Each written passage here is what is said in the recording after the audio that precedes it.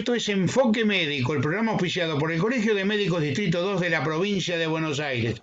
Mi nombre es Carlos Siniscalchi y quiero recordarles que ustedes pueden volver a ver este programa en www.productoraalas.com.ar, en youtube.com/alasproductor y en Facebook/alasproductor. Además, usted lo está viendo por Canal 7 de Cablevisión, en la zona norte, en la zona oeste, en la zona sur, en la ciudad autónoma de Buenos Aires, en La Plata y alrededores. Hoy un programa para que todos lo miren con atención. Estamos con el hombre que fue un adelantado en la lucha contra el SIDA en la República Argentina. Me refiero al doctor Remo Salve. Remo, buenas noches. ¿Qué tal? Buenas tardes, ¿cómo estás? Contame, recordame aquellas épocas, Remo. Buenas noches, Carlos. Primero te quiero agradecer la invitación y segundo saludar a todos tus seguidores, que son muchos. Sí, yo me acuerdo mucho de esa época. Era la época en que no era fácil hablar del tema, Carlos. Claro. Nosotros era fines del 80, principios del 90, cuando empezamos todo este trabajo. Sí. Y si vos me permitís decir que fui un adelantado en la Argentina, me da un poco de vergüenza. Quién sabe, lo mío se redujo a Berazategui en un primer momento. Remo, pero vos estabas en el Y Ministerio lo de que yo Salud. hacía era tener buenos referentes. Al principio sí, cuando nosotros empezamos en la década del 80, Carlos, que decíamos lo que yo había sacado un concepto muy importante de Pedro Kahn, que hoy está como asesor del presidente en el tema del COVID-19. Yo me acuerdo que él decía que el virus del SIDA, el VIH, había descubierto, había levantado una alfombra y había dejado al descubierto una serie de falencias que iban desde lo individual y lo social, como por ejemplo el miedo al contagio, el escarnio, la discriminación, hasta falta de políticas públicas en salud, como por ejemplo la falta de información, la falta de educación, la falta de oportunidades. En una época decíamos de que el SIDA era una enfermedad cada vez más joven, más pobre y más femenina. Y fíjate cómo nos sirve esta pandemia, Carlos, que todavía está tan vigente, después de tantos años, después de 40 años, está tan vigente, que sigue siendo casi igual, porque los jóvenes en su inconsciencia, en su bendita inconsciencia, son los que no usan barbijo, los que hacen fiestas clandestinas, no todos por suerte, no usan preservativo, pero siempre tampoco pasa por ese grupo, ¿no es cierto? Y cada vez los pobres, que son los que tienen menos oportunidades de aprender, se les da menos oportunidades de prevenirse y menos oportunidades de tener elementos para prevenir cualquier enfermedad. Y cada vez más femenino, porque la mujer en muchas regiones y en muchos países todavía están en desventaja y no siempre pueden decir que no. Claro, claro. Y no es casualidad, Carlos, mirá vos, me estaba acordando hoy que no es casualidad que hayamos concertado sin querer esta reunión para esta fecha, porque vos sabés que en el mes de junio se cumplen 40 años en que el CDC de Atlanta, de Estados Unidos, alertaba que estaba apareciendo una neumonía que le llamaba neumonía asesina porque los pacientes se morían y no conocían la causa. Y se daba en pacientes de hombres que tenían sexo con hombres. Y después se supo que, y hoy en día se confirma de que es un hongo, que es un hongo tan débil, tan tonto. En ese momento se pensaba que era un protozoo que se llamaba Pneumocystis carini, pero es una cosa tan lábil que es imposible que a una persona le produzca una infección. Es un oportunista y aprovechaba que las personas tengan bajas las defensas. Ese es el hongo para negro producir que la hablamos. neumonía. Entonces se estudiaron inmunológicamente a estos pacientes y justamente comprobaron de que tenía la inmunidad prácticamente destruida. Al mismo tiempo, un dermatólogo, el doctor Kiev, notificaba el caso de 26 pacientes con sarcoma de Kaposi. El sarcoma de Kaposi es un cáncer que se produce en la recubierta de los vasos sanguíneos y de los vasos linfáticos y hace manifestaciones en la piel, manchas violáceas, manchas rosadas, tanto en la piel como en las mucosas. Y también se daba casualmente en hombres que tenían sexo con hombres y que tenían la inmunidad baja. Primer dato que teníamos, y es el primer dato que quizás sucede con todas las pandemias. Tenemos el primer signo, que es la sorpresa, porque aparece algo nuevo que no sabemos qué es. Claro. E inmediatamente después viene el desconcierto, no sabemos qué hacer, hasta que no se descubre la causa. Por ejemplo, en el caso del VIH, vos fijate, el primer alerta se da en el 1981, y recién en 1983, Luc Montaner, en el Instituto Pasteur de París, aísla al virus, descubre al HIV, el virus responsable de la producción de SIDA. En el año 82, un año antes, también se había dado en hemofílicos y aparecía otro dato. También se contraía por sangre, porque los hemofílicos reciben transfusiones de sangre periódicamente. Y también después se descubrió de que los que consumían heroínas, los heroinómanos, también al intercambiar agujas, hacía que se contrajeran el virus del SIDA. Recién en el año 85 aparece el primer test para detectar el VIH. Vos fíjate todo lo que pasó. Wow. Nosotros ahora estamos con una pandemia que Sí. ya tenemos la vacuna. Tuvimos la vacuna en un año. Sí. Y nosotros acá estamos hablando, ¿no De es cierto?, 40 años. de que recién en el 85 aparece el test ELISA para detectar el VIH, y recién en el 86 aparece la primera medicación, que es el AZT, que duraba apenas unos meses y con mucha suerte un par de años. Y vos fíjate, Carlos, recién en el año 1996, en el Congreso Internacional de Vancouver, un médico argentino, el doctor Julio Montaner, un apellido muy parecido al que descubrió el virus del SIDA, que se llamaba Montagner, con una G, fue el que lideró el trabajo y el descubrimiento del cóctel, el famoso cóctel, ¿te acordás? Sí, me acuerdo, Que sí. era medicamentos antirretrovirales, y se usaban 3 medicamentos. Es como si al virus del SIDA le diéramos un palazo, como yo le explico a los chicos para ser didáctico, un palazo en la cabeza, otro en el estómago y otro en las piernas. Lo tenemos inutilizado completamente, lo paralizamos, no se puede reproducir. Y hoy en día un paciente que toma solo 3 medicamentos por día, que a veces vienen en un solo comprimido, ese paciente tomando un comprimido por día, o cuando mucho 2, vive perfectamente una vida normal, y además la importancia es que no transmite la enfermedad a nadie. Nosotros Bien. en el centro nuestro de Berazategui tenemos 637 pacientes en tratamiento. Bien. Bien. Remo, ¿y cómo ha evolucionado favorablemente la concepción de la gente? Porque vos decías recién, los jóvenes muchas veces, vos hiciste campañas siempre el 1 de diciembre, y ahora me vas a explicar por qué el 1 de diciembre es el día en que se recuerda el SIDA y demás. Espera, no me expliqué. Pues los chicos no usan preservativos. Yo recuerdo una vez alguien que dijo por televisión, dijo, no sean forros, usen forros. Sí. La recuerdo perfectamente, fue una mujer que lo dijo. ¿Y ustedes hacen campañas sobre eso? Contame.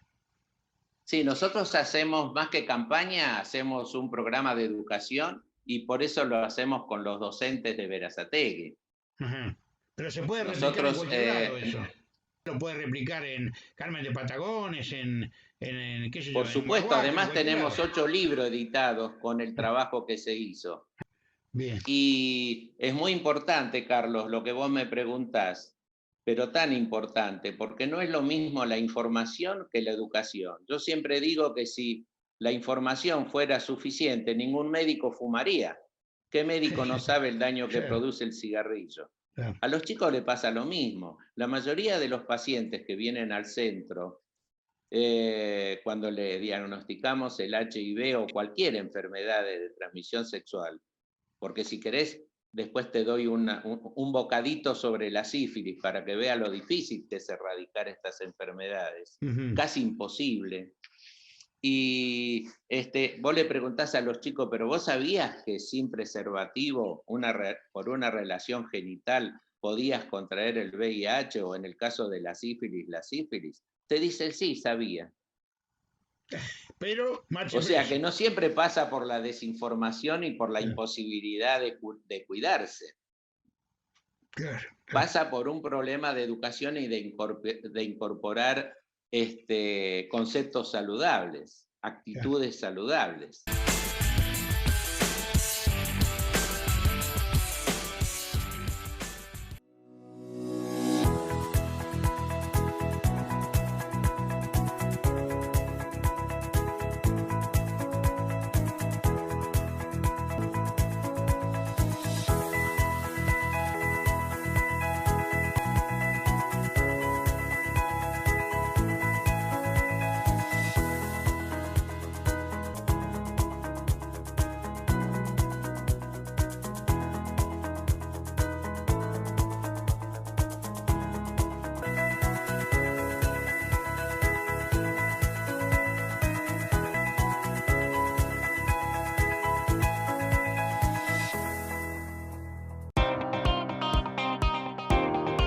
Messina Hermanos, una empresa con trayectoria de 70 años en el mercado, abarcando diferentes rubros de limpieza institucional, profesional, líneas de bazar, riego y lo que necesites para ofrecer en tu local.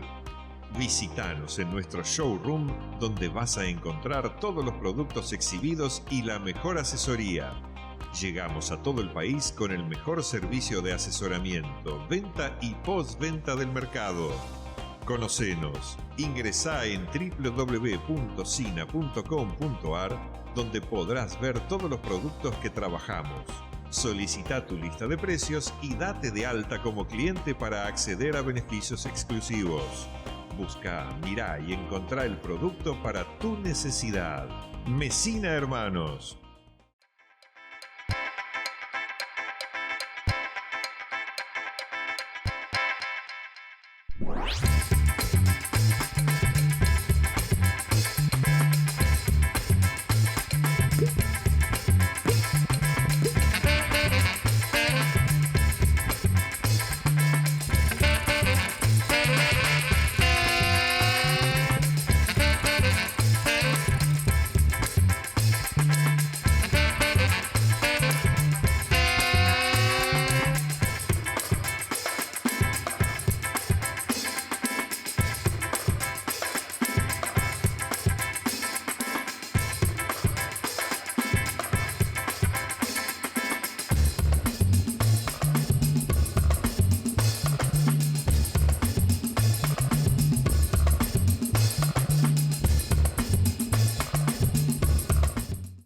Los papeles higiénicos y rollos de cocina Family están realizados con papel reciclado, porque queremos lo mejor y queremos a nuestro planeta. ¿Qué estás esperando para sumarte? Papeles higiénicos y rollos de cocina Family. ¡Anímate a probarlos!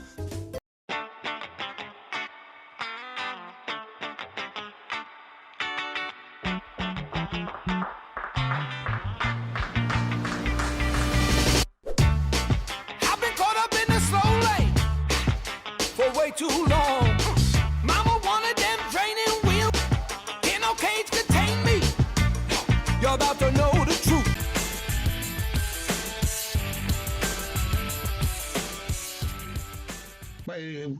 Vamos al tema, ¿por qué el 1 de diciembre? Porque alguien me decía y me porfiaba el otro día, porque cuando se descubrió el primer caso de HIV, ¿esto es así o no es así? En junio de 1981, aparecen los primeros casos y ya se informan. ¿Por qué el 1 de diciembre? ¿Sabés por qué? Porque en enero de 1988, o sea, 7 años después, se juntaron por primera vez en Londres ministros de salud de 148 países. De todo el mundo, va.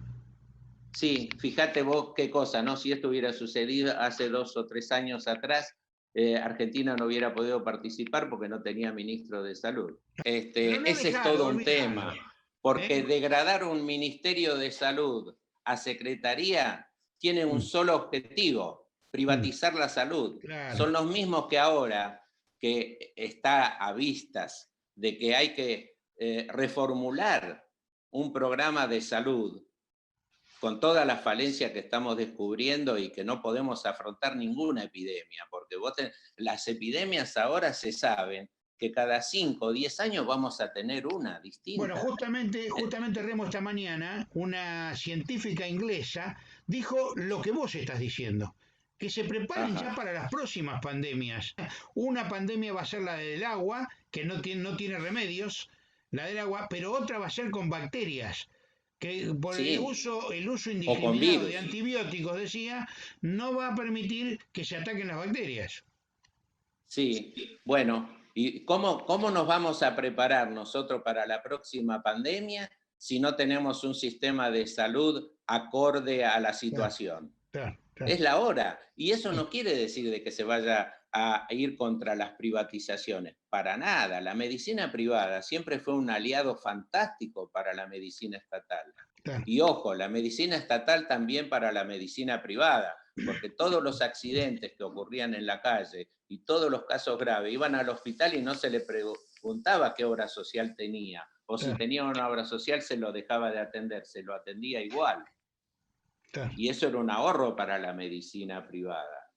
O sea, reformular un Estado, un Ministerio de Salud, un programa de salud, no quiere decir afectar a la medicina privada, para nada. Podemos hacerlo codo a codo. Lo que pasa es que los que ahora se están quejando son los que habían reducido el Ministerio de Salud a una secretaría con el objetivo, tengo todo el derecho de pensarlo, de privatizar la medicina estatal.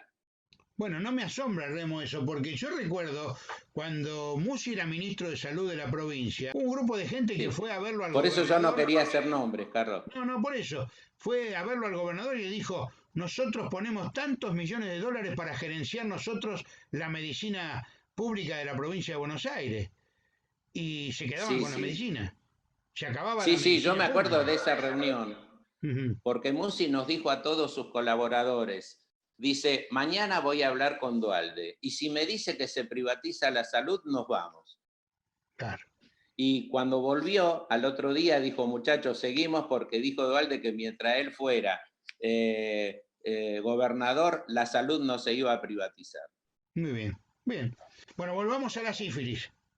Sí, vayamos a la sífilis, porque vos fíjate, estábamos hablando de una epidemia que empezó hace 40 años. Sí. ¿Sabés cuándo empezó la epidemia de la sífilis? ¿Cuándo? En 1493, cuando Colón volvió a España. La tercera parte de la población de Colón volvió con sífilis a Europa.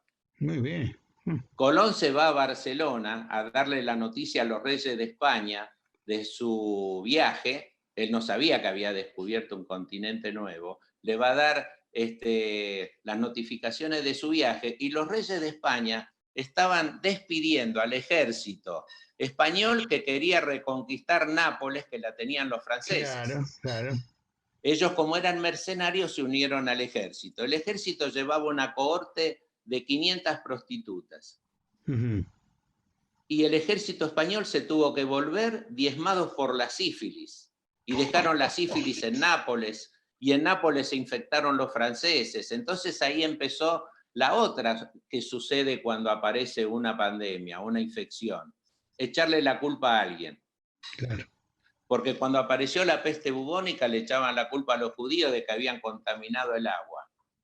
Y cuando aparece la gripe española, había empezado en Estados Unidos, pero como España fue el que lo publicó, se le llamó gripe española. Siempre le tenemos que echar la culpa a alguien.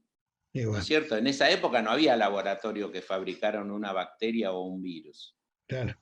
Como sucedió con la viruela y con todo, pero siempre la solución de todos los problemas, todas las pandemias, estuvo a través de las vacunas. La polio, la viruela, o sea, ¿cómo nos vamos a olvidar de eso? Claro. Remo, y con la sífilis, Carlos, que es una bacteria, no se puede hacer una una vacuna porque es con una bacteria. Sí. Vos fijate que hoy en día, yo te voy a dar una noticia que te vas a quedar asombrado. Hoy en día, después de 500 años, después de 528 años exactamente, y que en la década del 40 la penicilina se descubrió de que mataba perfectamente a la bacteria que produce la sífilis, Sí. tenemos que del 3 al 5% de las embarazadas en nuestra región tienen sífilis. O sea que ya la penicilina no le sirve. ¿Escuchaste? La penicilina por suerte sirve, no se hizo resistente, pero bueno. Es una pandemia que, digamos, para mí sigue siendo una pandemia. Pero ¿qué pasa? No hace ruido. Claro. Ahora, si vos me decís que del 3 al 5% de las embarazadas tienen sífilis, sus esposos también deben tener sífilis, o sus parejas, o el que tuvo relaciones con ella. Es una enfermedad genital, de transmisión genital. Claro. Siempre se adquiere de otra persona. En el caso del VIH, además a través de la sangre. Claro. Por compartir elementos cortopunzantes que contengan sangre de un infectado y de la mamá al hijo, por supuesto. De la mamá al hijo. Vos sabés, Carlos, que nosotros hacemos prevención de sífilis y hacemos prevención de VIH en embarazadas en Berazategui. Tenemos una red de laboratorio, porque tenemos laboratorio propio, tenemos una red de laboratorio de embarazadas en todas las unidades sanitarias de Berazategui. Bien. Remo. Y si querés te doy las últimas cifras, porque nosotros es trimestral cuando cerramos las cifras. Pero y si querés te doy una cifra. Si no el editor después corta cualquier cosa, Remo, y lo que nos has dicho es tan lindo, es tan importante y tan ilustrativo, que yo no quiero, yo más bien prefiero comprometerte a vos para dentro de 15, 20 días grabar otro programa que cortar algo. Lo termino diciendo, si a vos te parece, que en el centro nuestro atendimos 186 embarazadas con HIV y todas tuvieron hijos sanos. No hubo ningún fracaso de tratamiento. Bien. Remo, te agradezco de corazón que nos hayas atendido. Yo te agradezco en serio. Vos sabés que yo siempre recuerdo la historia del perrito, pero no quiero que me la cuentes ahora, me la vas a contar en el próximo programa, ¿eh? La historia del perrito, lo dejamos como incógnita eso. Dale, Carlos, dale. Gracias. Dale, un gusto y gracias a vos. El gusto es mío y seguramente de todos los que te están escuchando. Señores, esto ha sido Enfoque Médico, el programa auspiciado por el Colegio de Médicos Distrito 2 de la provincia de Buenos Aires. Programa que usted puede volver a ver en www.productoraalas.com.ar, en youtube.com/alasproductora y en el canal 7 de Cablevisión. Por supuesto, en la Ciudad Autónoma de Buenos Aires, en La Plata y alrededores, en Cablevisión Norte, Cablevisión Oeste, Cablevisión Sur, y también, si tiene Cablevisión Digital, lo puede ver en cualquier parte del país. Remo Salve, hasta la próxima, gracias. A usted, gracias. Hasta la próxima, gracias a vos. A usted también, gracias por habernos acompañado. Mi nombre es Carlos Siniscalchi y los espero la semana próxima.